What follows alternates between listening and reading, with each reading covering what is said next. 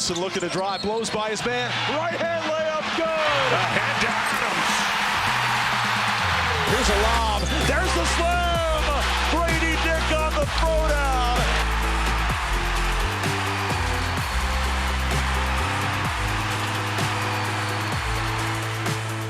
Super excited here on the Jayhawker Podcast to welcome one Kurtis Townsend to the booth. This is Wayne Simeon and I have been around Coach Townsend for years and years now in his 19th year, but this is the Jayhawker Podcast brought to you by the University of Kansas Health System. And once again, KT, no one really calls you Kurtis. It's just KT. We got a lot of nicknames. We just walked down here to do this pod, and over here there was a news station doing a story on Fred Kortelbaum, Q, and his positivity poll. So we thought it'd be nice to have the polar opposite of the positivity poll with Kurtis Townsend. I'm not going to say negativity poll, but more of the.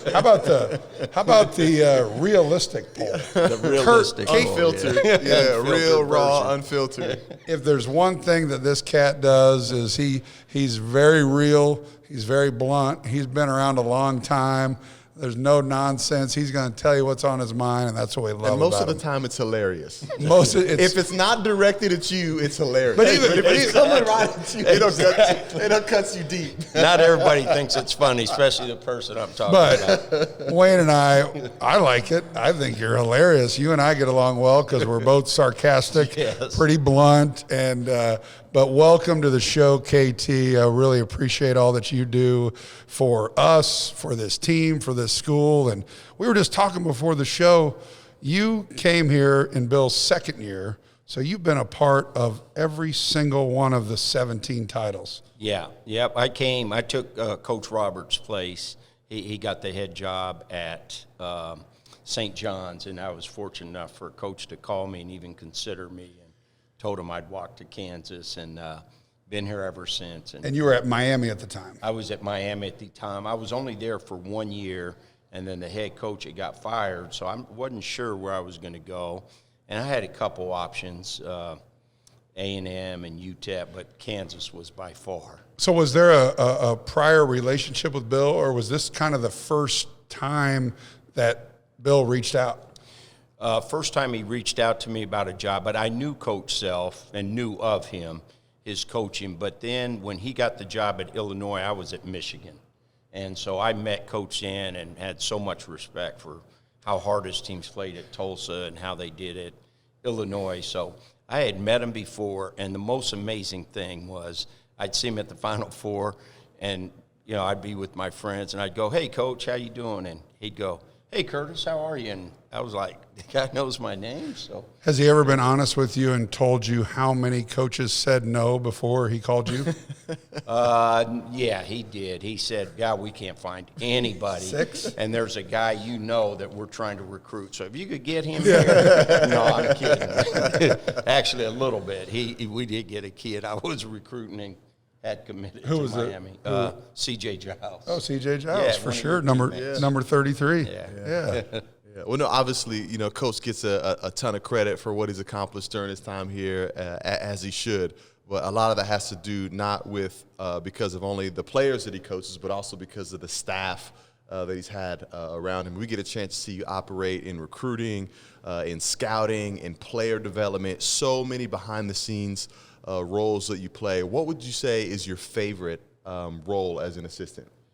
I think the recruiting was when I was younger. I like to get out and meet people, and it's still fun to me. I like to go places and see kids play, and but I think being here with Coach, figuring out the X's and O's and how to stop teams has really intrigued me a lot more than the recruiting part. But you got to have good players to do it. So I like both, but I think the thing I like most is that, and you guys know this about Coach Self, he is who he is every day, and it's fun to come into work. And like Greg said, I'm sarcastic, but, hey, Coach is just as sarcastic as me, and you could kind of jab each other, and I think that's fun. I love living like that. Well, to go back a little bit, let's give you a little background on KT.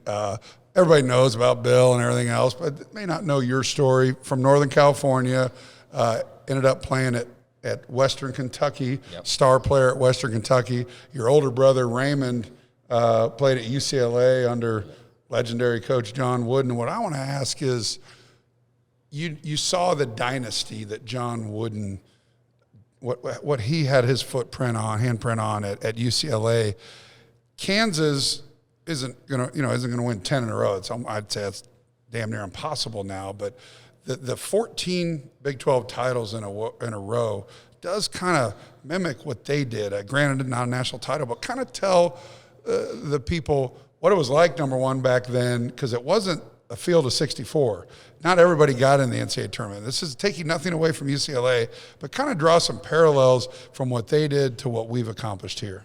Well, okay, so to go back a little bit, star player was kind of a stretch at Western Kentucky because How many career points? Gene Cady was my head coach, and I think he would have said, well, my number did get retired. Okay. Damn, there it is, right there. Two of the three My number here got retired. It wasn't my number. I mean, it was my number jersey. Yeah, well, it was somebody else's name on the back. So my number got retired. But you scored them. I know you know exactly how many points you scored. I really, really don't. But because I had to go to JUCO for 2 years, and you can't count the 2 JUCO years. If you did that, that was almost 1,000 points there. I mean, close to 800. There you go. So you couldn't do those. So I don't know how many points. But a very good player at Western Kentucky. Okay, there you go. There you go. So, all right. So back to your original question. My brother went there, and they were in the middle of the dynasty. They had Kareem he was Lou Alcindor then for 3 years, and then they had Bill Walton followed him up. So, and then my brother came right after them. So it was a dynasty that was going. It was very different because if you won your league, you had to win your league to go to the NCAA tournament. And then I think there was 8 at-large teams. So it might have been 24 teams or something like that. I think even when I played in the 80s, it was only 40 teams in the NCAA. Did you ever play in the NCAA tournament? Yeah, we played just my senior year. Not my junior year.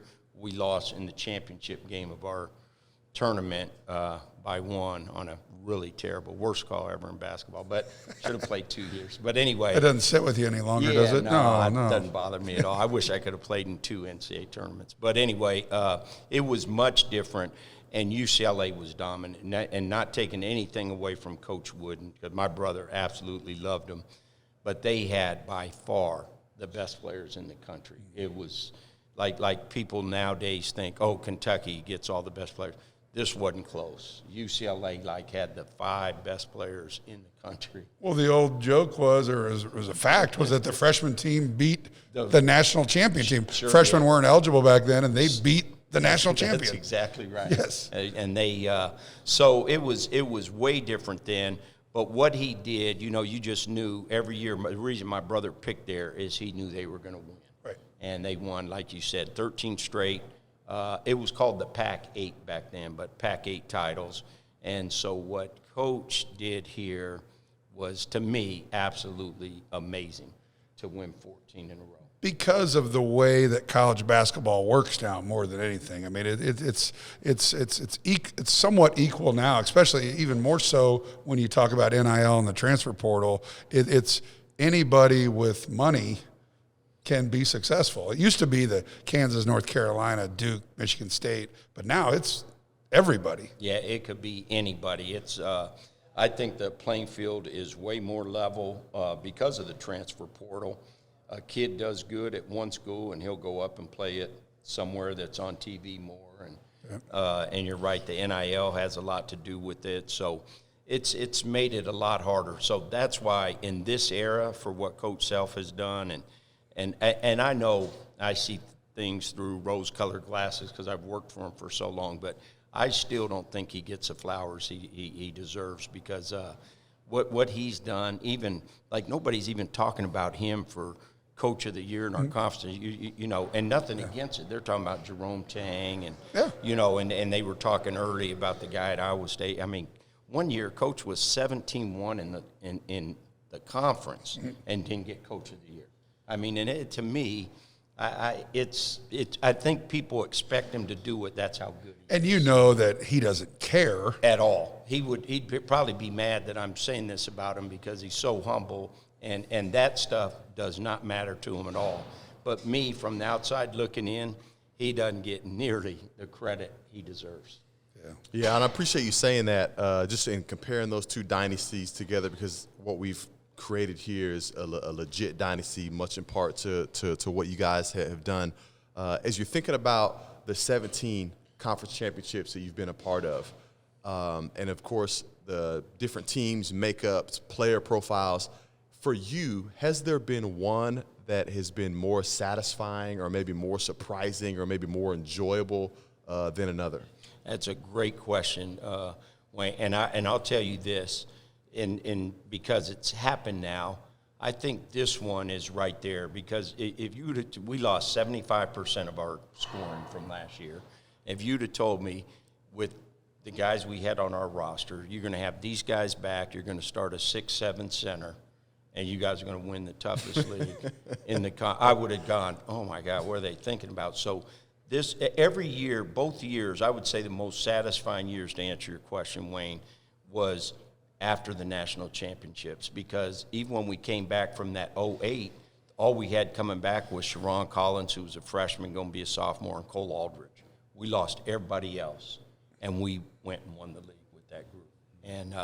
And this reminds me of that. We lost all of that, and these kids came out and won the league in what, like Coach said, Dick Vitale said, was the toughest league in college basketball in the last 20 years. So those two, I think, are the most satisfying because people probably didn't expect it. Yeah, I mean, when we lose so many starters and so much scoring, I totally agree. And we were all sitting there in April enjoying the national championship, and we're kind of looking forward to next year. We're like, all right. I mean, I think a lot of people had a way different starting lineup for this year than what actually happened. But he's the ultimate adjuster, and we say he, Bill Self, but you have a great deal to do with that. So does Norm, so does Q, so does Jeremy, so does Brennan and Brady.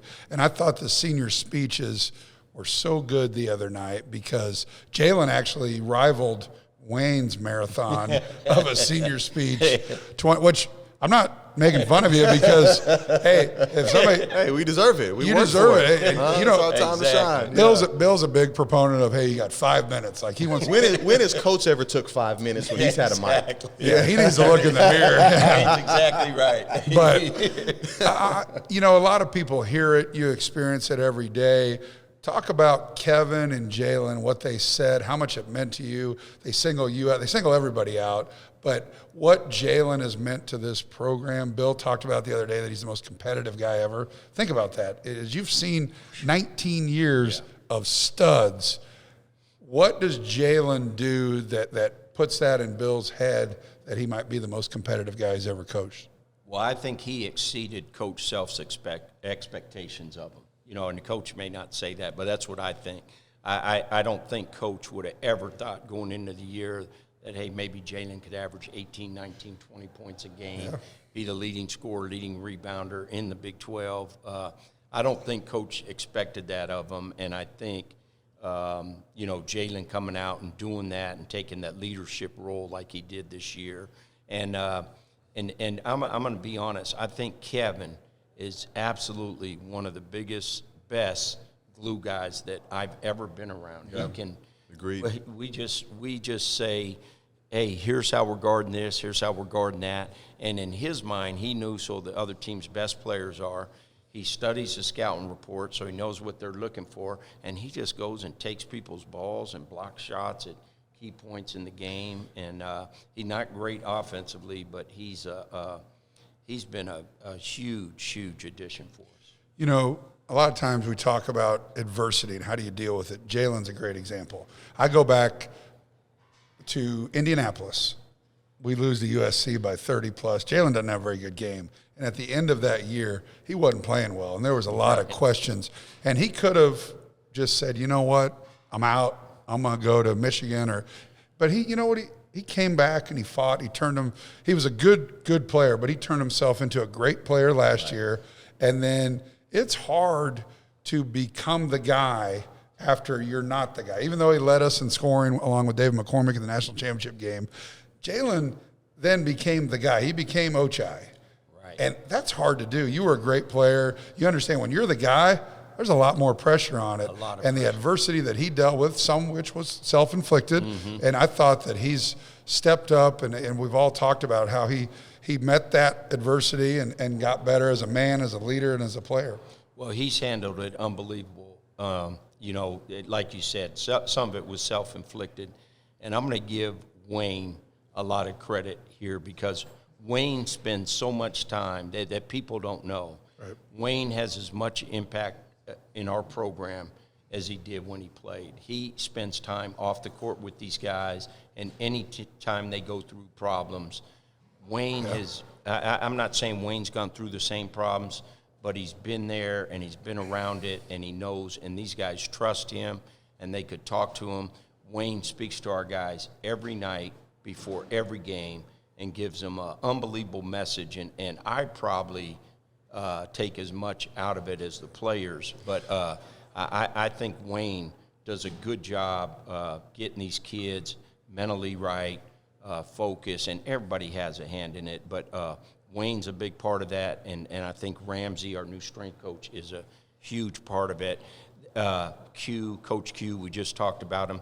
The stuff he does with the culture is unbelievable, and so I just think it's everybody, and the mom, Jalen's mom and dad told us the other night that the family situation he was in helped him through all of the stuff he went through to help him be this year's Ochai. Well, I'm glad you said that about Wayne because he doesn't take enough credit. You're exactly right. And too humble. He's too. But think about what other program has an All-American, retired jersey, played in the NBA, that works for the athletic department in the role that he does. It just doesn't happen because most of the time those guys are in the NBA or they've made so much money they don't need to work anymore, not that he needs it. He's chosen to come here and do what he does with our guys, and it's between Wayne and Scooter and Ramsey. Our guys do have a great sounding board to go to guys because they're not always going to come to you. They're not always going to go to Bill because there's some things they don't want to go to you about. That's exactly right. And you know what?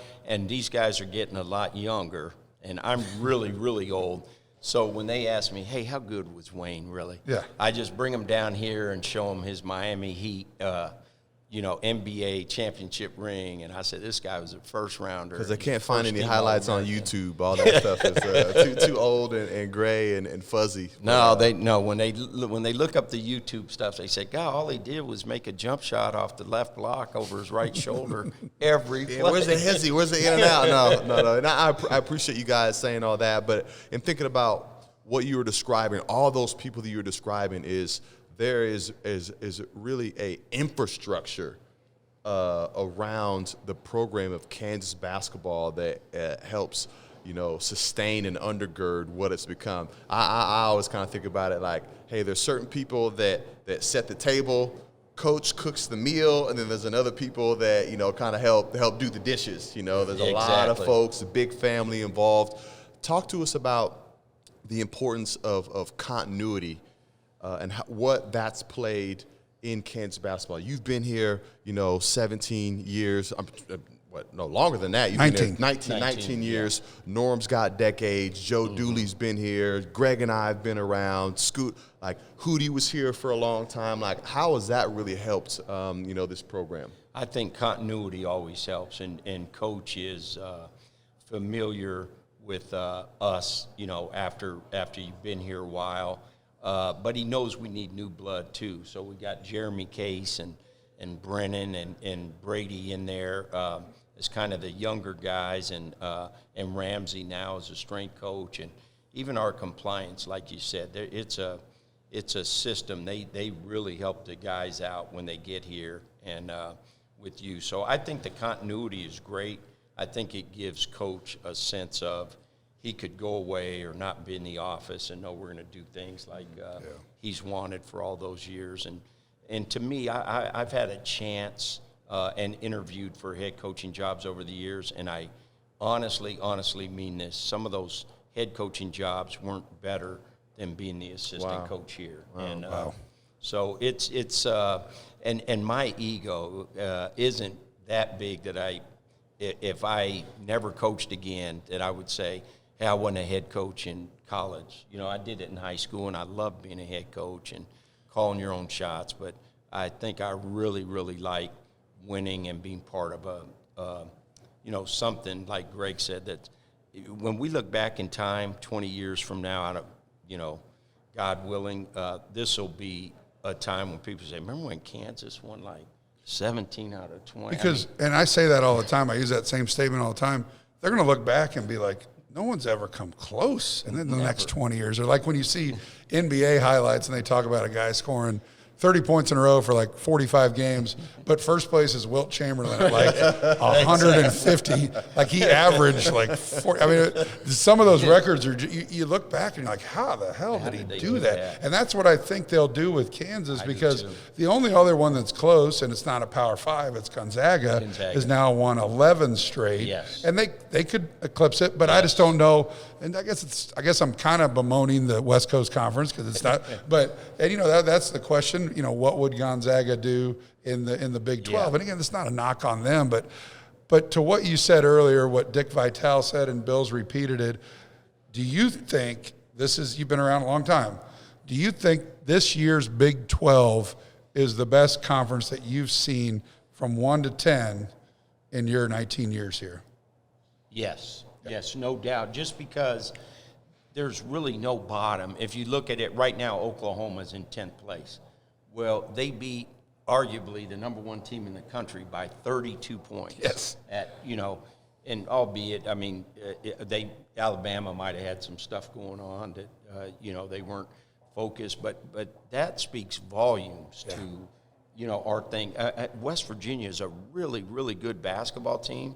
And they could end up 6-12 in the league, right, which is, and shows you about the Big 12 that there's going to be a 6-12 team that's probably going to make the NCAA tournament. Exactly. 5 years ago, you had to be 500 or just under 500. That was like the benchmark. You might have 2 6-12 teams in the NCAA tournament because of the Big 12 conference. Yeah, because of the way the metrics are now, and they measure, quad 1, quad 2 wins. Well, every night is almost a quad 1 game in the Big 12. And so it's even if you play like Texas Tech, they didn't beat us the other day, but because they played us close, they went up. And Allen Field, their net goes up. So it's every night you have a chance to, Well, you look at the 2 games against Tech for us this year.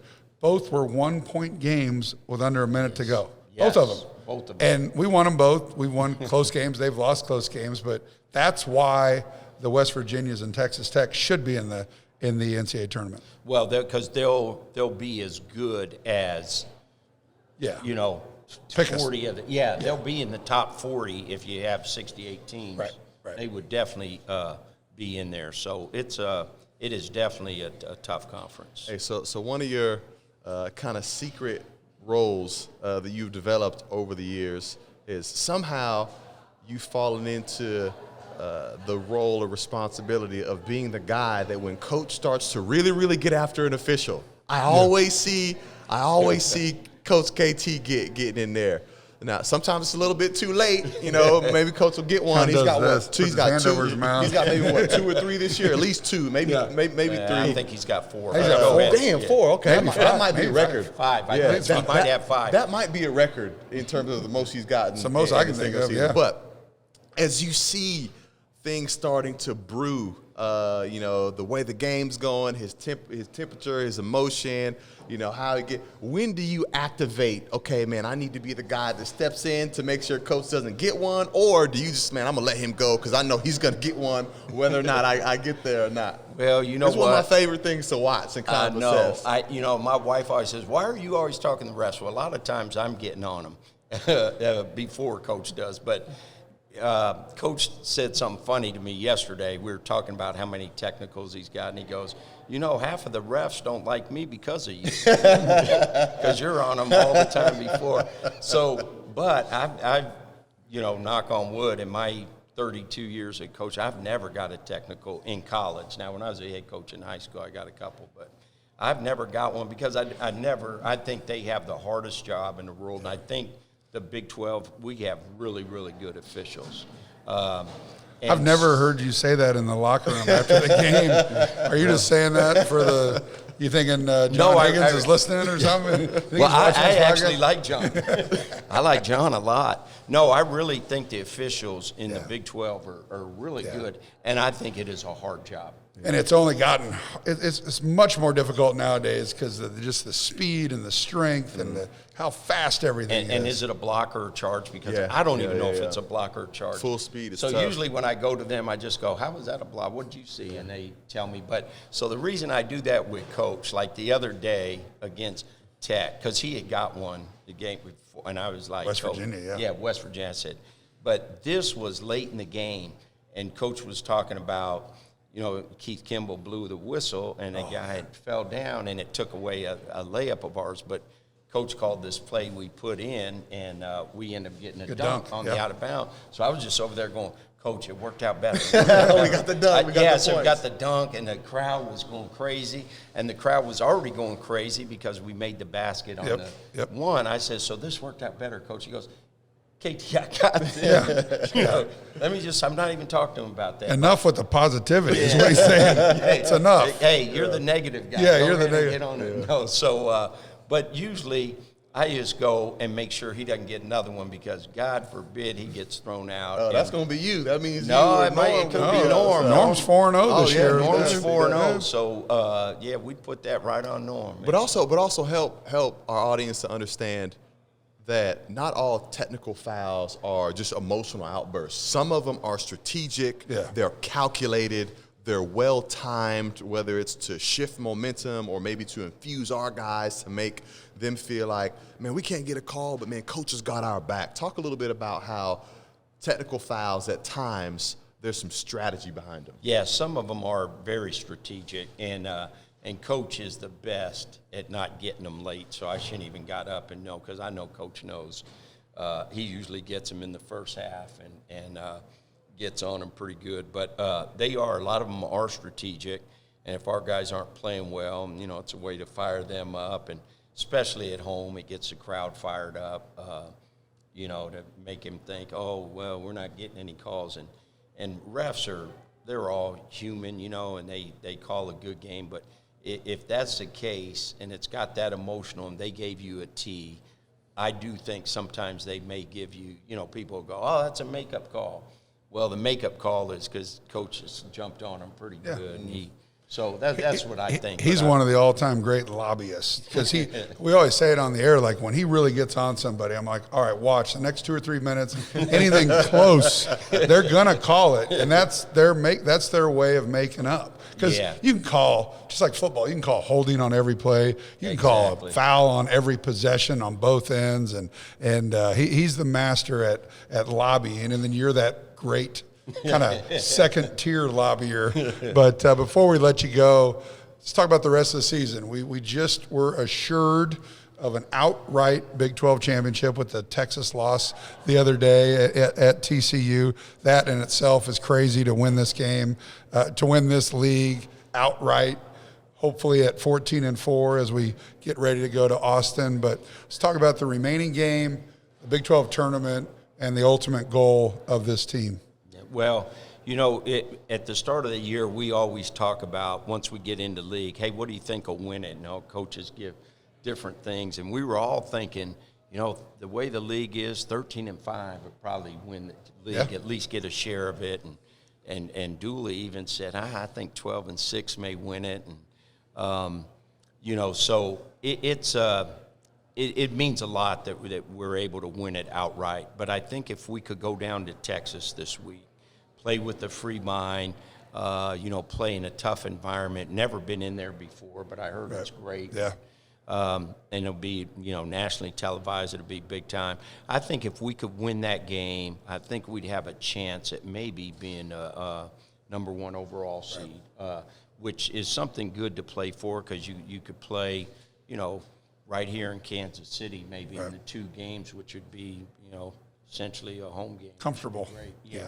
So that'd be big for us. But, we right now we'll just take Saturday's game and then get ready to go into the Big 12 tournament and see what we could do there. We've done pretty well there, but I think we've done a lot of our work so far. But, you never want to go into anything and lose a game. But get ready for that 6-game stretch that means everything is what you play for. It's only been a few hours since last night Texas lost. So many people have called me and say, hey, will Bill rest some guys? Will this mean as much?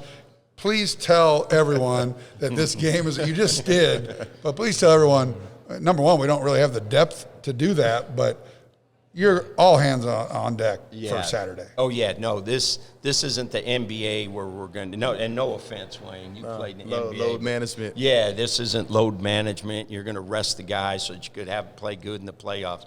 No, Coach Self is trying to go down there and win and make sure we get the highest possible seed we can going into the NCAA tournament. And, the way we ended last year after the TCU game, we went on a run and didn't lose another game. Yeah. And it just gives you a lot of momentum going into it. If you could win your last game and then you could go down to Kansas City and win 3 games, you're feeling good about yourself and, you go. And so we're definitely going down there to win. And the expectations of this team, I don't know what they are, but I know if we play good and we make the other teams play bad, which is kind of our motto, that we could beat anybody in the country on any given night.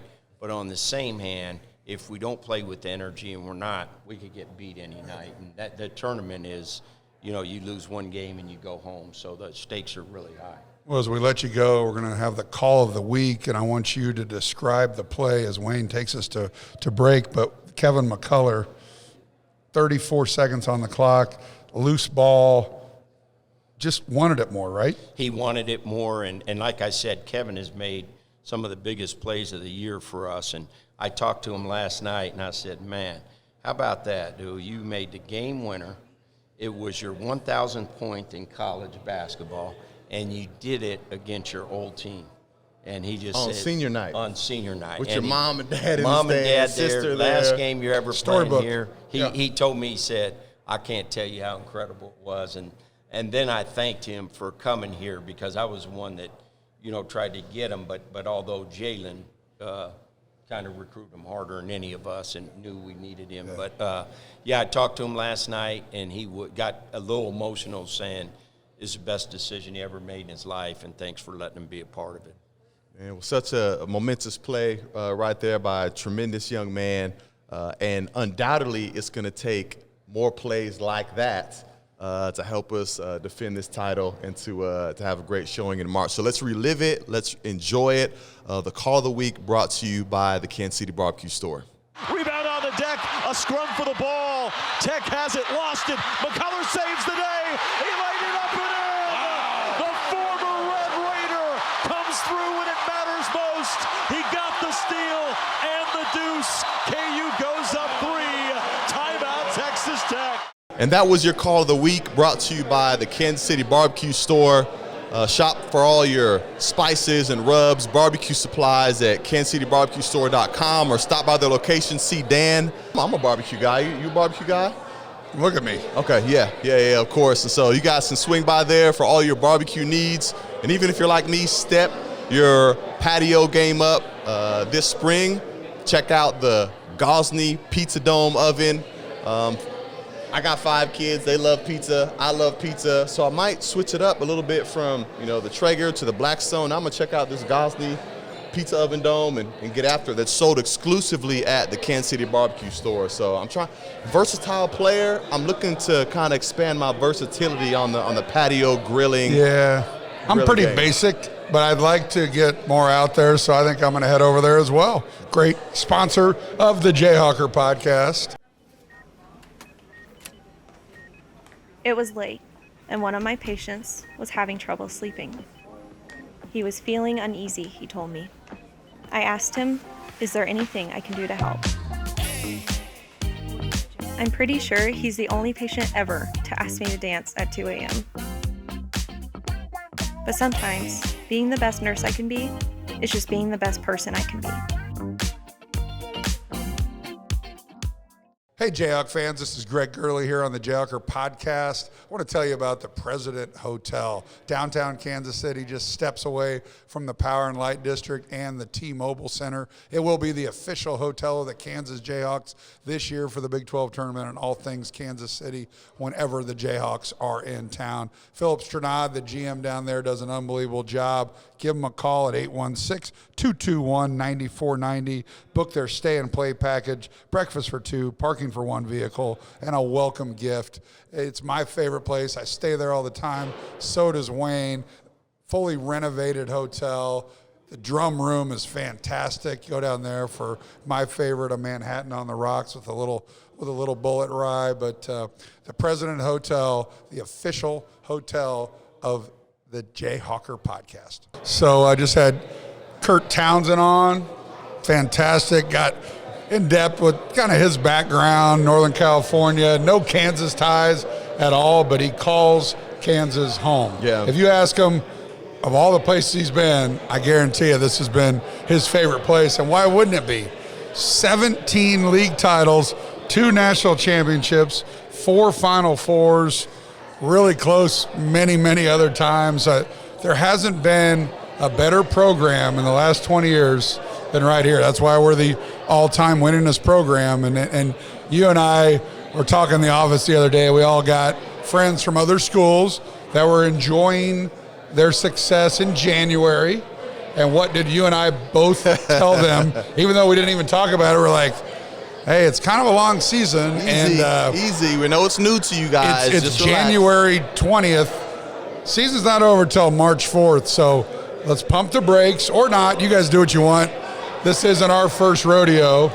And sure enough, we can give you a little I told you so to our friends around us. Yeah, I'm not even going to waste a breath on the I told you so stuff. They see the social media posts. They've seen us hoist a trophy. They've seen us get the hats and the towels. That speaks more than enough to that. And but we're not done, right? We're not done. As much as we want to celebrate and work towards being Big 12 champions, that's how we break the huddle very regularly at the end of practice, Big 12 champs. We want to continue to build the momentum on to more like we experienced last year. Yeah, so we got a lot coming up, but let's go back a couple days. Tuesday, we played Tech. Double-digit favorite. Everybody, okay, we're going to kill them. And you and I, who know ball, along with our coaches and everybody else, hey, this is a good basketball team. Yeah. This is a team that's going to probably end up 6-12 in our league. Could have easily been 10-8.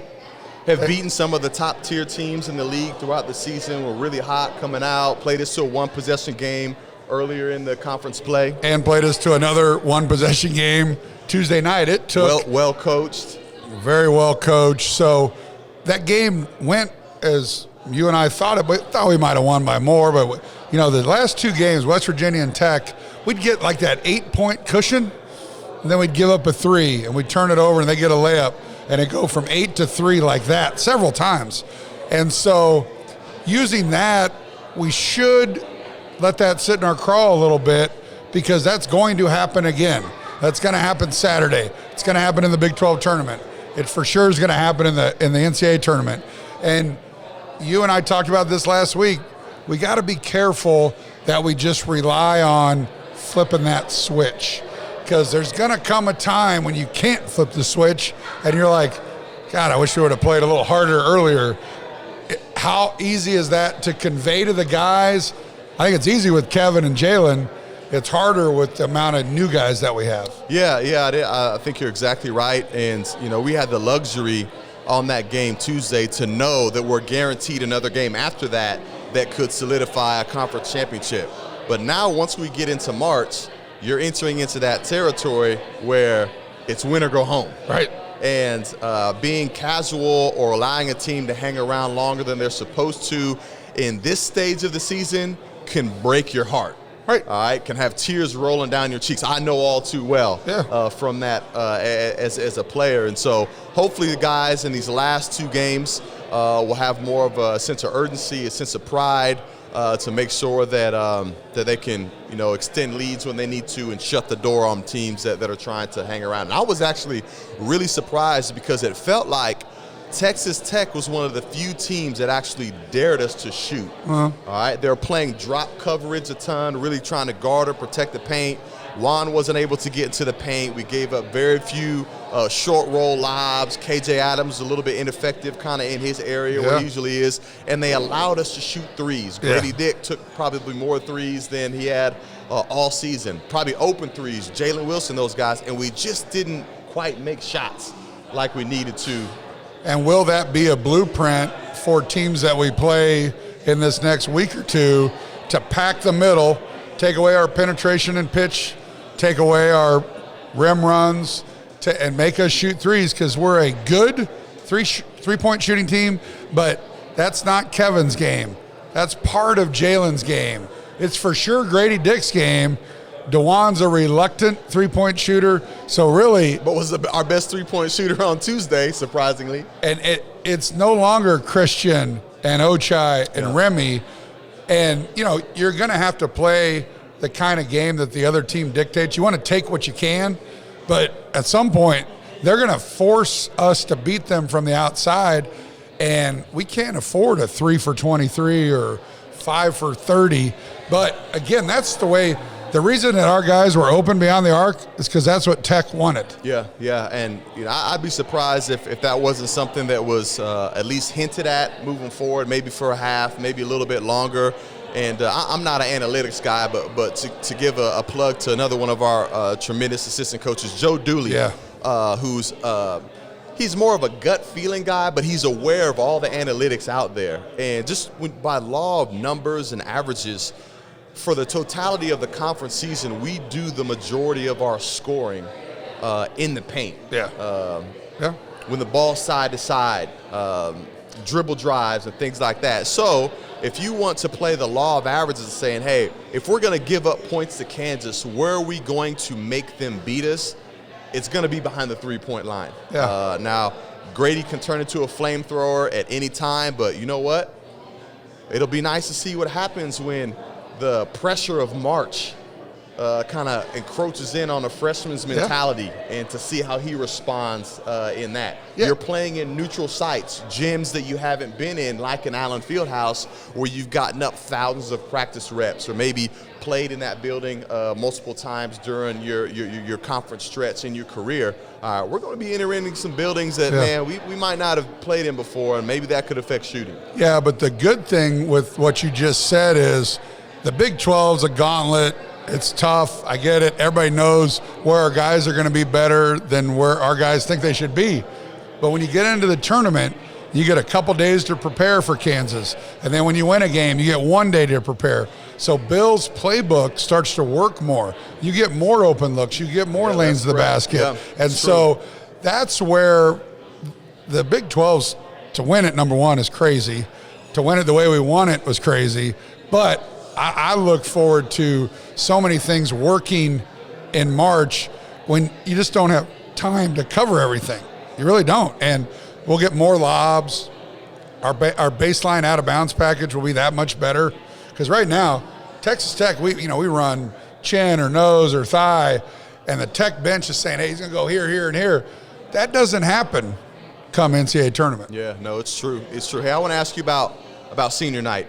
It was interesting. One thing that was missing from senior night is typically we've had a walk-on or a bench player that's been a senior. Or an actual senior that doesn't have eligibility left. And a coach is usually very gracious in those moments in allowing a guy that normally isn't a starter to be able to be plugged into the starting lineup. Is this about me? No. It's not. Certainly not about you. I remember that wasn't even like his tradition when he first got here.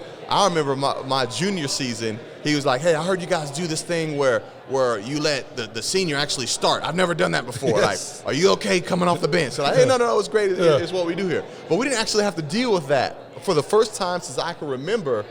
Where there wasn't maybe a walk-on or a bench guy. And we typically have a guy from our starting lineup have to start the game on the bench, and then you get kind of nervous, man. What's that first 4 minutes going to be like? And it could have been Michael Jankovic, because he is a senior that's going to graduate, but he has another year. That's what makes senior night so much different. Jalen Wilson has 2 years of eligibility left, And Kevin McCullough has 1 year if he wants it. Obviously, they're not going to come back. There's still the chance the door's open, but you're exactly right. It is different nowadays because we actually had 2 seniors that start, and it didn't, mess anything up. Yeah, no, that was certainly a little nuance that kind of caught my attention. Like, oh man, we should be better served for that. It was still a close game, but it was interesting and a little bit strange not to see that take place. We were talking with Coach Townsend earlier about. I've already gotten some calls from my buddies like, hey, our guys have played a lot of minutes. Are we going to rest some guys because the game doesn't, quote unquote, matter in Austin on Saturday? And I told him, I go, hey, I haven't talked to Bill, but I know him pretty well. He ain't sitting anybody. He's going down there to win for NCAA tournament seeding, for momentum. You don't want to break what you got going right now. What have we won, 7 in a row? And wants to keep that going because when guys get hurt and when guys struggle is when they know that, hey, I'm only going to play 20 minutes tonight. It's going to be all hands on deck on Saturday against a really good Texas team who's very hungry, who's also playing for a seed. This might be our last trip to Austin, Texas. We never know what the unbound schedule will be like. So don't expect Kansas to lay down on Saturday. No, not at all. And you had given all the factual reasons of why Coach isn't thinking that. Well, Coach has described this team, and particularly Jalen Wilson, as one of the most competitive ever. So it's not just Coach that wants to go down to Austin and to give, full showing roster-wise and effort-wise in terms of what we can bring to the table there, but our guys want it too. Yeah. Like, our guys really, and if you remember, when they came here to Allen Fieldhouse, it was one of the more chippier games of the year with guys, chirping. Timmy Allen was. Oh, yeah. Yeah. And so believe you me, like, our guys aren't thinking about resting. They're not thinking about load management. They're thinking about competition at its fullest, and I'll be looking forward to it on Saturday. And last year, that game was one that we had won. I remember Mitchell banked in a 3. Then the next possession down, Ochai throws an alley-oop to David, and it hits the rim before he can dunk it. They go to get another bucket, and we lose. That was a gut punch. So even though a lot of the guys are gone, it's a bit of a revenge factor, especially on their way out of the Big 12. But bigger and better things coming even after that. Next week we'll be in Kansas City. Obviously, where I grew up, you basically grew up in Kansas City as well. It's the best having it in Kansas City. When you were playing, was the Big 12 one of the years in Dallas? 1 year was in Dallas, and it was a dud. Yeah, dud. Yeah, it was a dud. What are they like in Texas? I mean, there were so many things going on in Dallas. It seemed like it was one of many events happening at that time.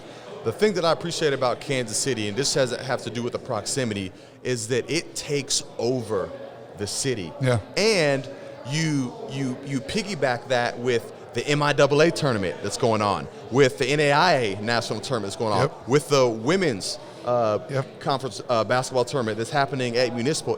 Turns into a basketball town, which I love. And our new commissioner is trying some different things. They're going to have some musical acts. Fat Joe and Shaq are performing after the games. Did you know this? No, I didn't know that. You're a Fat Joe guy. I've already heard Shaq. I liked Fat Joe coming up. So he's got the Rock Nation background, so there's probably a little bit to that. And he's bringing a breath of fresh air or just something different, because we go every year, we love it, but every once in a while it needs a little bit of a kick in the butt, and I think he's doing that. He's putting the fans on the court, and it's going to piss a lot of the members of the media off as they're going. I heard about it on Tuesday night, and they're going up to the hockey press box, which is basically in the roof, in the ceiling. So that'll be an interesting thing to keep an eye on. But you and I love it. We'll be down there. One of our great sponsors, the President Hotel, the President Hilton, is our favorite spot. I'll be staying there. The team will be staying there.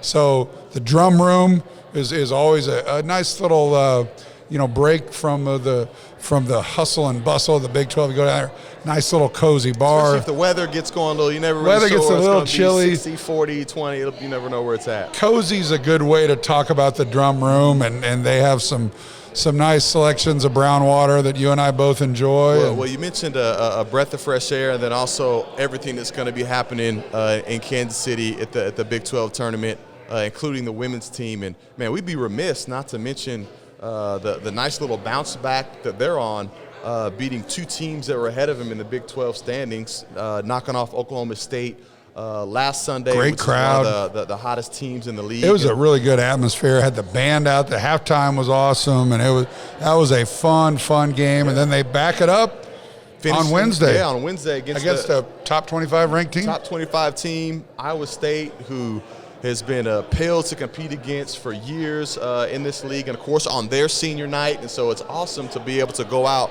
on two senior nights out. And then, of course, Coach Brandon Snyder logging his 500th career win as a college basketball coach, which is a difficult task to do at any level. Winning 500 at any level. I mean, it's so cool. And I know how close you are with Brandon, just one of the really good guys in our business. Great.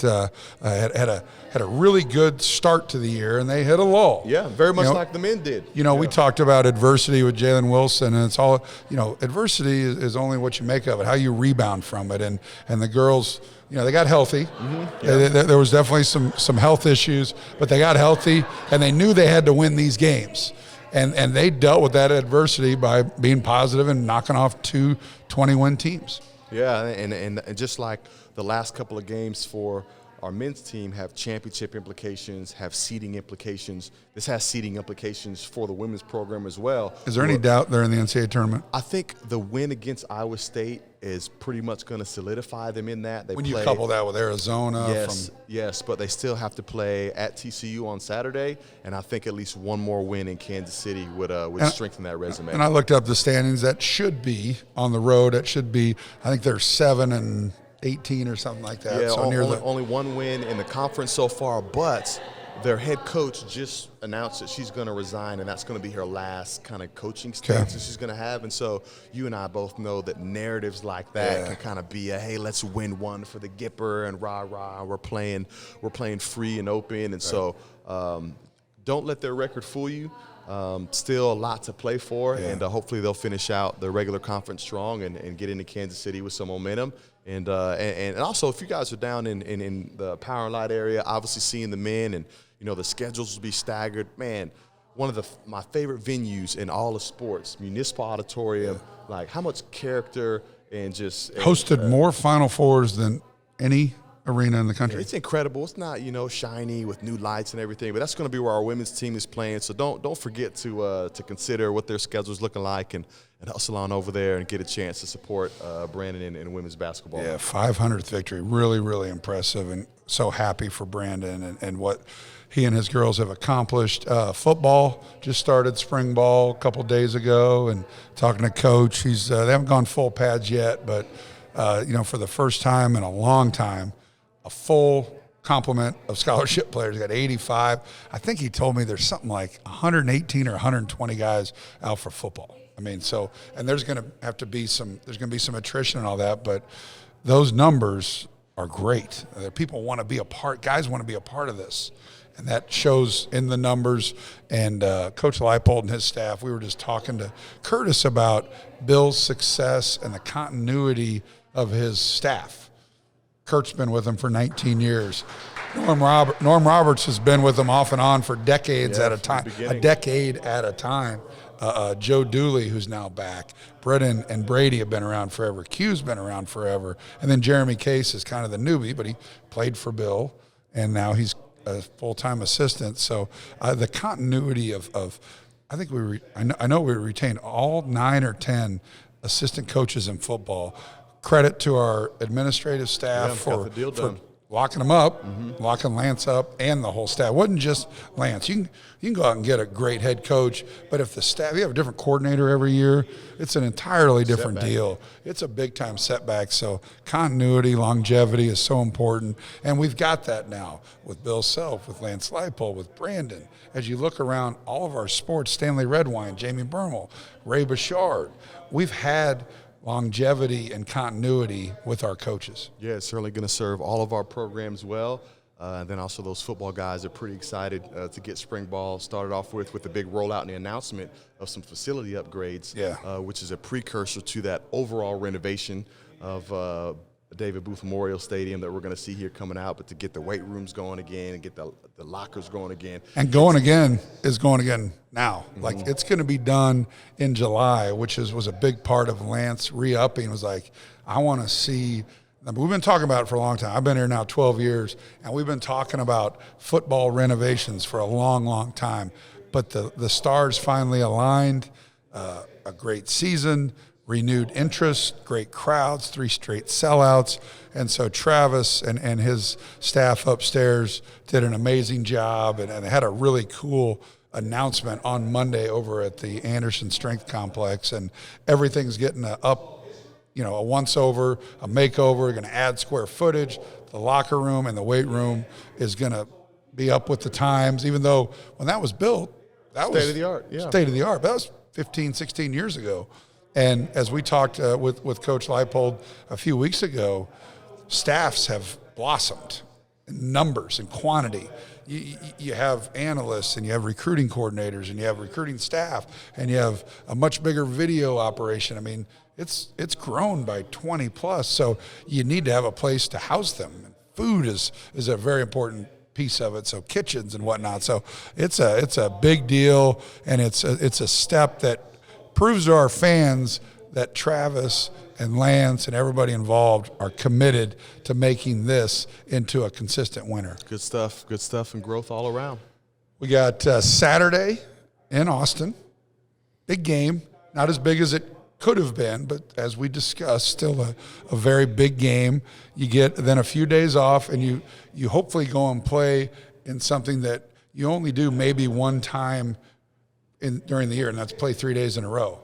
And that just doesn't happen very often. So that's hard on not easy, yeah. It's hard on your body, especially right before the NCAA tournament. Now, we proved that it's not that hard because we won 3 in a row in Kansas City, then won 6 in a row in the tournament.